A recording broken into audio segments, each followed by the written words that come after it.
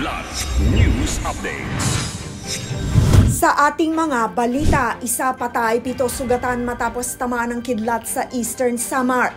Paghahanda ng Armed Forces of the Philippines laban sa external threats, muling iginiit ni Pangulong Ferdinand Marcos Jr.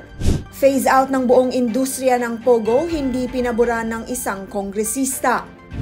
Ako po si Cesar Soriano, kasama ang buong pwersa ng Kidlat News Channel para ihatid ang nangungunang mga balita sa buong kapuluan.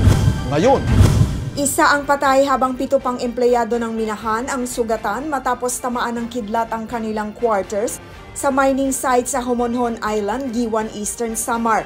Batay sa impormasyon, nagpapahinga ang mga manggagawa sa loob ng isang duplex cottage sa minahan ng Verum Mining Company nang bumuhos ang ulan.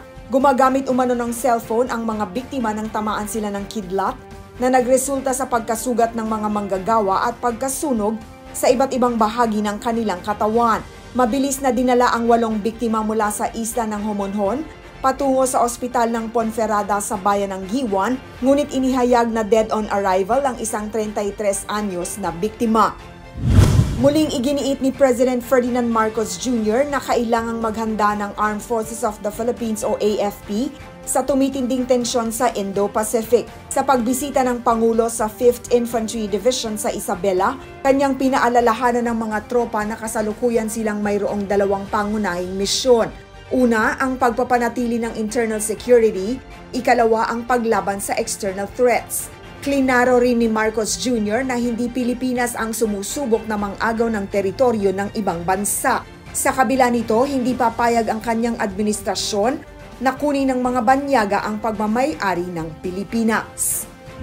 Hindi pabor si Albay 2nd District Representative Joey Salceda sa pag-phase out ng buong industriya ng Philippine Offshore Gaming Operations o POGO. Bagamat kanyang klinaro na kailangang tanggalin ang lahat ng POGO companies na may bad and mediocre licenses. Ayon kay Salceda, binago na ng Philippine Amusement and Gaming Corporation o PAGCOR ang kanilang mga polisiya at kanilang mas hinihigpitan ng pagpapatupad ng mga alituntunin na may kinalaman sa POGO. Paliwanag ng congressman, may nakitang pagtaas ng revenue collections mula sa internet gaming na nakapaloob sa POGO sa kabila ng pagbaba ng mga kumpanyang may lisensya.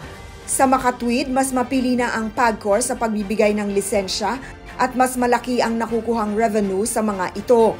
Giit ni Salceda, kailangan lang tanggalin ang mga gaming operations na may kinalaman sa krimen. Anya, ang pinakamahalaga ay ang maayos na law enforcement. Para sa Kidlat News Updates, ako si Rosalyn Sinchonko, nag-uulat. At inyo pong natunghayan ang mga headlines sa nakalipas na mga oras. Manatili nakatutok para sa mga susunod na updates at breaking news. Ako po si Cesar Soriano, kasama nyo sa bawat pagputok ng balita.